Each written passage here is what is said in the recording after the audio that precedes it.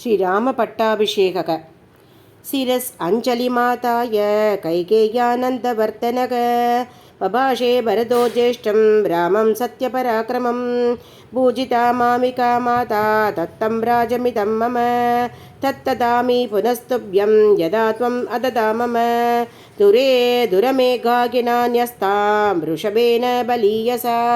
किशोरीव गुरुं भारं न वोढुमगमुत्सके वारिवेगेन मकता भिन्नसेदूरिवक्षरन् दुर्बन्धनमिदं मन्ये राजचित्रम् अशम्भृतं गतिं करैवाश्वस्य कंसस्येव च वायसक नान्वेदुमुत्सके राम तव मार्गं मरिन्दम यदा चौरोभितो वृक्षो जातश्चान्दर्निवेशने महां च सुदुरारोहो महास्कन्दप्रशागवान् शीर्येत पुष्पितो बुद्ध्वा न बलानि प्रदर्शयन् तस्य नानुभवेदर्थं यस्य केतोषरोभ्यते येषो बमा महाभागो द्वदर्थं वेदुमर्गसि यत्यस्मान् मनुजेन्द्रत्वं भक्तान् ब्रूद्यानजातिः जगदत्याभिषिक्तं त्वाम् अनुपश्यति सर्वतः प्रदबन्धमिवादित्यं मध्याग्ने दीप्ततेजसं दूर्यशङ्कादरिर्घोषैके काञ्चनूपरनिष्वनैके मधुरै गीतशब्दै च प्रतिबुद्धस्य राघव यावदा वर्तते चक्रं यावदी च वसुन्धरा धावद्वमिक सर्वस्य स्वामित्वम् अनुवर्तय वरदस्य वचः श्रुत्वा राम परभ्रञ्जय तथेति प्रतिजग्राह ऋषसाद आशने शुभे तदा शत्रुघ्नवचना निपुणा स्म सुवर्तकाः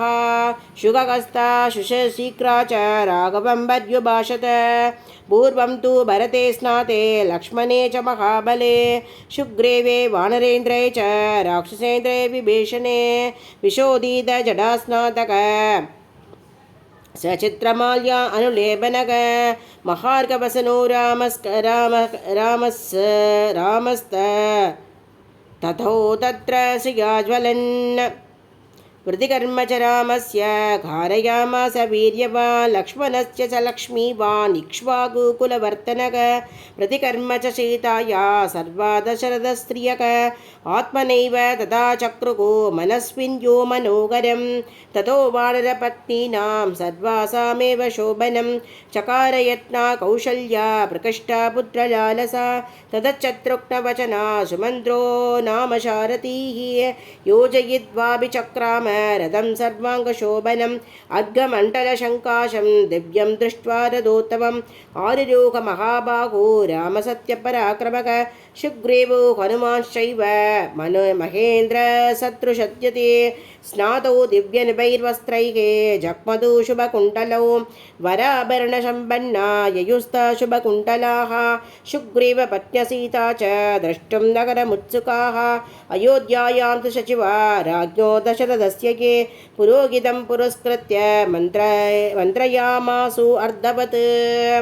अशोको विजयश्चैव सुमन्त्रश्चैव शङ्कताः मन्त्रयन् रामवृद्ध्यर्थं नगरस्य च सर्वमेभाभिषेकार्थं जयार्हस्य महात्मनः